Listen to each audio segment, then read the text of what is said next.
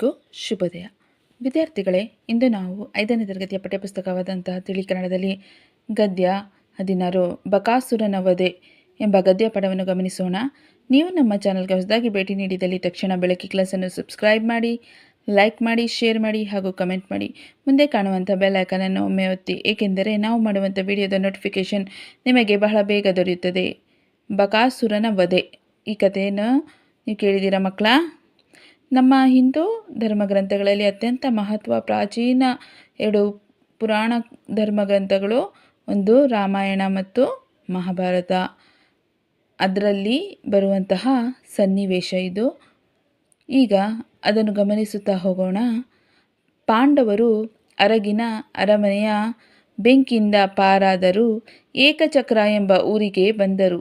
ಅದೊಂದು ಅಗ್ರಹಾರ. ಅಲ್ಲಿ ಬ್ರಾಹ್ಮಣನೊಬ್ಬನ ಮನೆಯ ಪಕ್ಕದಲ್ಲಿ ವಾಸಿಸತೊಡಗಿದರು. ಒಂದು ದಿನ ಆ ಬ್ರಾಹ್ಮಣರ ಮನೆಯಿಂದ ಜೋರಾಗಿ ಅಳುವ ಧ್ವನಿ ಕೇಳಿಸಿತು.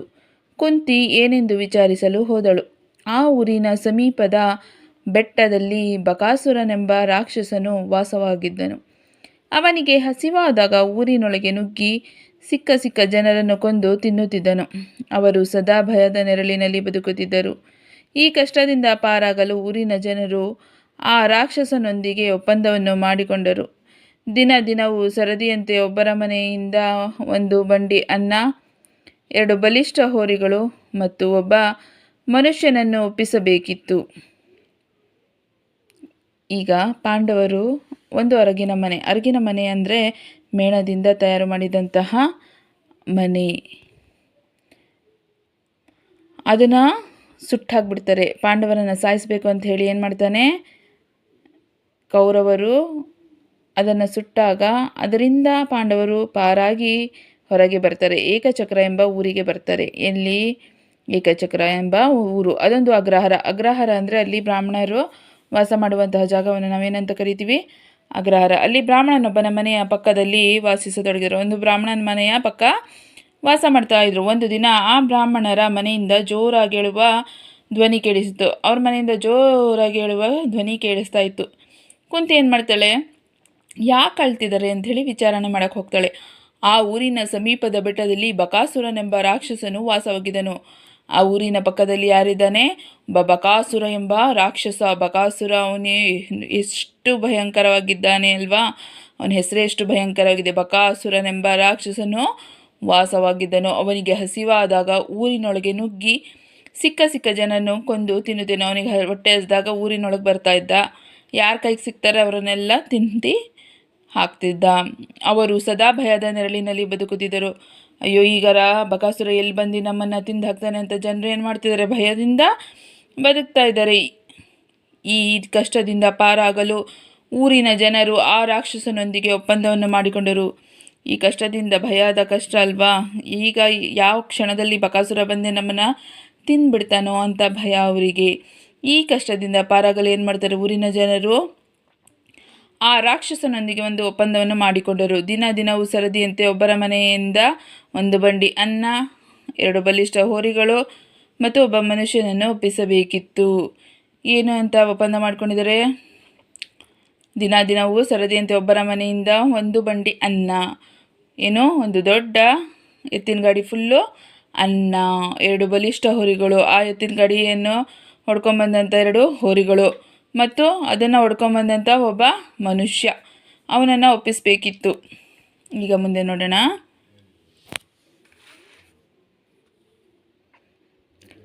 ಈಗ ಆ ಬ್ರಾಹ್ಮಣನ ಮನೆಯ ಸರದಿ ಇತ್ತು. ಅವರಿಗೆ ಒಬ್ಬನೇ ಮಗನು. ಅವನು ರಾಕ್ಷಸನ ಆಹಾರವಾಗಬೇಕಲ್ಲ ಎಂದು ದುಃಖಿಸುತ್ತಿದ್ದರು. ಆಗ ಕುಂತಿ ಅವರಿಗೆ ಸಮಾಧಾನ ಹೇಳಿದಳು. ಅವರ ಮಗನ ಬದಲು ತನ್ನ 5 ಮಕ್ಕಳಲ್ಲಿ ಒಬ್ಬನನ್ನು ಕಳುಹಿಸಿಕೊಡುವುದಾಗಿ ಭರವಸೆ ನೀಡಿದಳು. ಇತರೆ ಸಿದ್ಧತೆಗಳನ್ನು ಮಾಡಿಕೊಳ್ಳಲು ತಿಳಿಸಿದಳು. ಕುಂತಿ ಮನೆಗೆ ಬಂದಳು. ಭೀಮನಿಗೆ ಎಲ್ಲ ವಿಷಯ ತಿಳಿಸಿದಳು. ನಾಳೆ ನಿನಗೆ ಮೃಷ್ಟಾನ್ನ ಭೋಜನ, ಹೊಟ್ಟೆ ತುಂಬ ಊಟ ಮಾಡಬಹುದೆಂದಳು. ಈಗ ಆ ಬ್ರಾಹ್ಮಣನ ಮನೆ ಹತ್ರ ಕುಂತಿ ಹೋಗ್ತಾಳೆ. ಅವ್ರ ತಾಯಿ, ಪಾಂಡವರ ತಾಯಿ. ಪಾಂಡವರು ಮೊದಲನೆಯಲ್ಲಿ ಬರುವವನು ಧರ್ಮರಾಯ, 2ನೇವನು ಭೀಮ, 3 ಅರ್ಜುನ, 4ನೇವನು ನಕುಲ, ಇದು ಸಹದೇವ. ಇವರನ್ನು ಪಂಚಪಾಂಡವರು ಅಂತ ಕರಿತೀವಿ. ಇವರ ತಾಯಿ ಹೆಸರು ಕುಂತಿ. ಆಗ ಕುಂತಿ ಏನು ಮಾಡ್ತಾಳೆ ಗೊತ್ತಾ, ಅವರಿಗೆ ಸಮಾಧಾನ ಹೇಳ್ತಾಳೆ. ಅಳ್ಬೇಡಿ, ನೀವು ಯಾಕೆ ಅಳ್ತಾ ಇದ್ದೀರಾ, ನಿಮ್ಮ ಮಕ್ಕಳನ್ನು ಎಲ್ಲಿಗೂ ಕಳಿಸ್ಬೇಡಿ, ನನ್ನ 5 ಜನ ಮಕ್ಕಳಲ್ಲಿ ಒಬ್ಬನನ್ನು ಕಳಿಸಿಕೊಡ್ತೀನಿ, ನೀವು ಬೇರೆ ಸಿದ್ಧತೆಯನ್ನು ಮಾಡಿಕೊಳ್ಳಿ ಅಂತ ಹೇಳಿ ಅವರಿಗೆ ಸಾಂತ್ವನವನ್ನು ನೀಡುತ್ತಾಳೆ. ಈಗ ನೆಕ್ಸ್ಟ್ ಪ್ಯಾರ ನೋಡಿ ಮಕ್ಕಳ. ಮರುದಿನ ಭೀಮ ನಸುಕಿನಲ್ಲಿಯೇ ಎದ್ದನು. ಬೇಗ ಬೇಗ ಸ್ನಾನಾದಿಗಳನ್ನು ಮಾಡಿ ವೀರಗಜ್ಜೆ ಹಾಕಿ ಸಿದ್ಧನಾದನು. ಬಂಡಿಯಲ್ಲಿ ಬಗೆ ಬಗೆಯ ಆಹಾರವನ್ನು ದೊಡ್ಡ ದೊಡ್ಡ ಪಾತ್ರೆಗಳಲ್ಲಿ ತುಂಬಿ ಇಡಲಾಗಿತ್ತು. ಹಾಲು, ಮೊಸರು, ತುಪ್ಪದ ಗಡಿಗೆಗಳನ್ನು ಅಪ್ಪವಾಗಿ ಜೋಡಿಸಿದರು. ತಾಯಿ ಕುಂತಿಗೆ ನಮಸ್ಕರಿ ಭೀಮ ಬಂಡಿಯನ್ನು ಏರಿದನು. ಮರುದಿನ ಭೀಮ ಏನು ಮಾಡಿದ, ಬೆಳಿಗ್ಗೆನೇ ಎದ್ಬಿಟ್ಟ, ಸ್ನಾನ ಮಾಡ್ಕೊಂಬಿಟ್ಟ, ಕಚ್ಚೆ ಪಂಚೆ ಹಾಕೊಂಡ್ಬಿಟ್ಟು ಬಂಡಿಯಲ್ಲಿ ಬಗೆ ಬಗೆ ಆಹಾರವನ್ನು ದೊಡ್ಡ ದೊಡ್ಡ ಪಾತ್ರೆಗಳಲ್ಲಿ ತುಂಬಿ ಇಟ್ಟಿದ್ರು. ಹಾಲು ಇಟ್ಟಿದ್ರು, ಮೊಸರು ಇಟ್ಟಿದ್ರು, ತುಪ್ಪದ ಗಡಿಗೆಗಳನ್ನು ಇಟ್ಟಿದ್ರು. ತಾಯಿ ಕುಂತಿಗೆ ನಮಸ್ಕಾರ ಮಾಡಿ ಏನು ಮಾಡ್ತಾನೋ ಅವನು, ಬಂಡಿಯನ್ನು ಏರಿದನು. ಇನ್ನೊಬ್ಬರಿಗಾಗಿ ತನ್ನ ಪ್ರಾಣ ಕೊಡಲು ಭೀಮನು ಸಿದ್ಧನು ಆದನು. ಈ ತ್ಯಾಗಿಯನ್ನು ಊರಿನ ಜನರು ಅಚ್ಚರಿಯಿಂದ ನೋಡುತ್ತಿದ್ದರು. ಆದರೆ ಭೀಮ ಯಾವ ಭಯವೂ ಇಲ್ಲದೆ ನಗುನಗುತ್ತಾ ನಾನು ಹೋಗಿ ಬರುವೆ, ನೀವು ಹೊರಡಿ ಎಂದು ಊರ ಜನರಿಗೆ ಸಮಾಧಾನ ಹೇಳಿದ. ಬಂಡಿಯನ್ನು ರಾಕ್ಷಸನಿದ್ದ ಕಡೆಗೆ ಓಡಿಸಿದ. ಜನರೆಲ್ಲ ಏನು ಮಾಡ್ತಿದ್ದಾರೆ, ಅಯ್ಯೋ ತಮಗೋಸ್ಕರ ಭೀಮ ಏನು ಮಾಡ್ತಿದ್ದಾನೆ, ತನ್ನ ಪ್ರಾಣವನ್ನು ಲೆಕ್ಕಿಸದೆ ತ್ಯಾಗವನ್ನು ಮಾಡ್ತಾ ಇದ್ದಾನೆ ಅಂತ ಹೇಳಿ ಅವರು ನೋಡ್ತಾ ಇದ್ದಾರೆ. ಅವನ ತ್ಯಾಗವನ್ನು ಇವರು ಅಚ್ಚರಿಯಿಂದ ನೋಡ್ತಿದ್ದಾರೆ. ಊರಿನ ಜನರೆಲ್ಲ ಆಶ್ಚರ್ಯದಿಂದ ನೋಡ್ತಿದ್ದಾರೆ. ಆದರೆ ಭೀಮನಿಗೆ ಯಾವ ಭಯವಿಲ್ಲದೆ ನೀವೆಲ್ಲ ಈಗ ಹೊರಡಿ, ನಾನು ಗಾಡಿಯನ್ನು ರಾಕ್ಷಸನಿದ್ದ ಕಡೆಗೆ ಹೊಡೆದುಕೊಂಡು ಹೋಗ್ತೀನಿ ಅಂತ ಹೇಳ್ತಿದ್ದಾನೆ. ಬಂಡಿ ಊರಿನಿಂದ ದೂರ ಬಂದಿತು. ಅಡುಗೆಯ ಸುವಾಸನೆ ಭೀಮನ ಹಸಿವನ್ನು ಕೆರಳಿಸಿತು. ಹೋರಿಗಳನ್ನು ನಿಧಾನವಾಗಿ ಹೋಗಲು ಬಿಟ್ಟನು. ಒಂದೊಂದಾಗಿ ಭಕ್ಷ್ಯಗಳನ್ನು ಸವಿಯತೊಡಗಿದ. ದೊಡ್ಡ ದೊಡ್ಡ ತುತ್ತುಗಳನ್ನು ಮಾಡುತ್ತಾ ಚೆಂಡಿನಂತೆ ಹಾರಿಸುತ್ತಾ ಮೋಜಿನಿಂದ ಊಟ ಮಾಡಲು ತೊಡಗಿದ. ಮಧ್ಯ ಮಧ್ಯದಲ್ಲಿ ಹಾಲು, ತುಪ್ಪದ ಗಡಿಗೆಗಳನ್ನು ಎತ್ತಿ ಎತ್ತಿ ಕುಡಿದನು. ಮುಕ್ಕಾಲು ಪಾಲು ಬಂಡಿಯ ಅನ್ನವನ್ನು ಭೀಮನೇ ಮುಗಿಸಿದನು.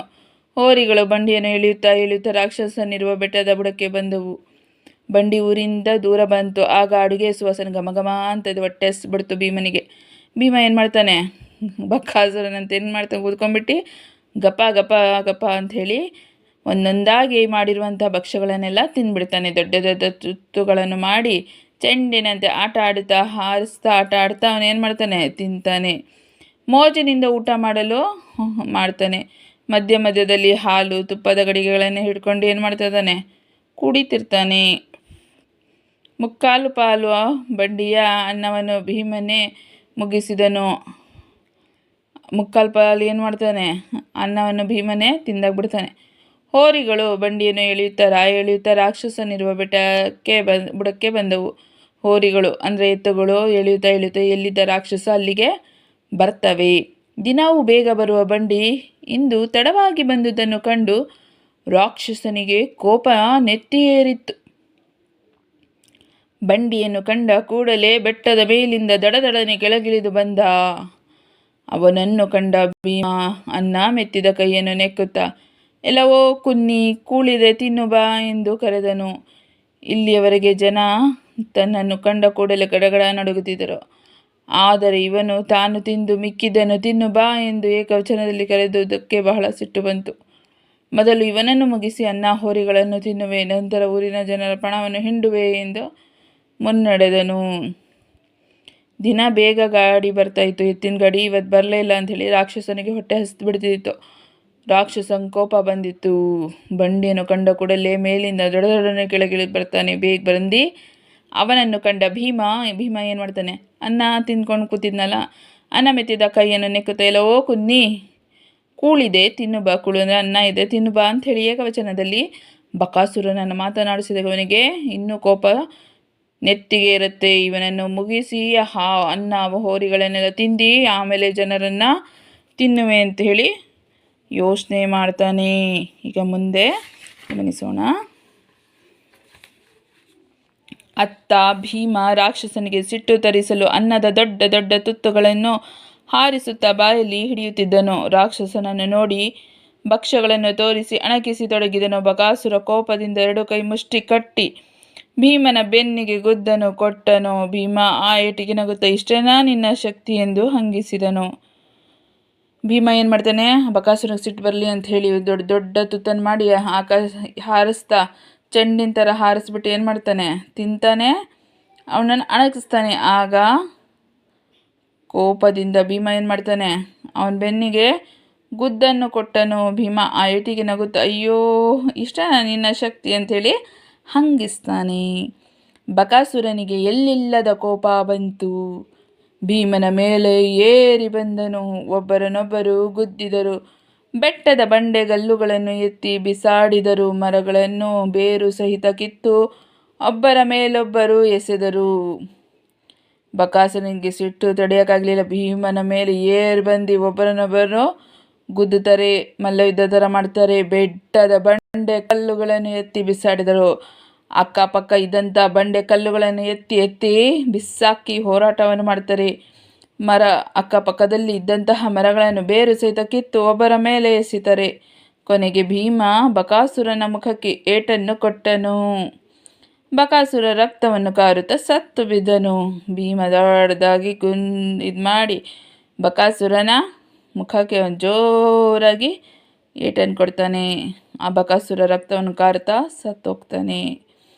ಆಗಲೇ ಸಂಜೆಯಾಗಿತ್ತು. ಭೀಮ ಬಕಾಸುರನ ಹೆಣದೊಂದಿಗೆ ಊರಿಗೆ ಬಂದನು. ಊರ ಮುಂದೆ ಬಂಡಿಯನ್ನು ನಿಲ್ಲಿಸಿ ಮನೆಗೆ ಹೋಗಿ ಹಾಯಾಗಿ ನಿದ್ರಿಸಿದನು. ಮರುದಿನ ಬಂಡಿಯಲ್ಲಿರುವ ರಾಕ್ಷಸನನ್ನು ಕಂಡ ಜನ ಹೆದರಿದರು. ಆದರೆ ಸತ್ತಿರುವುದನ್ನು ಕಂಡು ಸಂತಸಪಟ್ಟರು. ಭೀಮನ ಧೈರ್ಯವನ್ನು ಮೆಚ್ಚಿ ಕೊಂಡಾಡಿದರು. ಸಂಜೆ ಆಗಿತ್ತು. ಆಗ ಭೀಮ ಬಕಾಸುರನ ಹೆಣದೊಂದಿಗೆ ಊರಿಗೆ ಬರ್ತಾನೆ. ರಾತ್ರಿ ಅಂತೇಳಿ ಬಂಡಿಯನ್ನು ಅಲ್ಲೇ ನಿಲ್ಲಿಸ್ಬಿಟ್ಟು ಹೋಗಿ ಮಲ್ಕೊಳ್ತಾನೆ. ಮರುದಿನ ಬಂಡಿಯಲ್ಲಿರುವ ರಾಕ್ಷಸನನ್ನು ಕಂಡ ಜನ ಹೆದರಿದರು. ಅಯ್ಯೋ ರಾಕ್ಷಸ ಅಂಥೇಳಿ, ಬಕಾಸುರ ಅಂಥೇಳಿ ಹೆದರ್ತಿರ್ತಾರೆ. ಆದರೆ ಸತ್ತಿರುವುದನ್ನು ಕಂಡು ಸಂತಸ ಪಟ್ಟರು. ಅಯ್ಯೋ ಸತ್ತೋಗಿದ್ದಾನೆ ಬಕಾಸುರ, ಭೀಮ ಅವನನ್ನು ಸಾಯಿಸಿದ್ದಾನೆ ಅಂಥೇಳಿ ಖುಷಿ ಪಡ್ತಾರೆ. ಭೀಮನ ಧೈರ್ಯವನ್ನು ಮೆಚ್ಚಿ ಕೊಂಡಾಡ್ತಾರೆ. ಅರ್ಥ ಆಯ್ತಾ ವಿದ್ಯಾರ್ಥಿಗಳೇ? ನೀವು ನಮ್ಮ ಚಾನಲ್ಗೆ ಹೊಸದಾಗಿ ಭೇಟಿ ನೀಡಿದಲ್ಲಿ ತಕ್ಷಣ ಬೆಳಗ್ಗೆ ಕ್ಲಾಸನ್ನು ಸಬ್ಸ್ಕ್ರೈಬ್ ಮಾಡಿ, ಲೈಕ್ ಮಾಡಿ, ಶೇರ್ ಮಾಡಿ, ಕಮೆಂಟ್ ಮಾಡಿ. ಧನ್ಯವಾದಗಳು.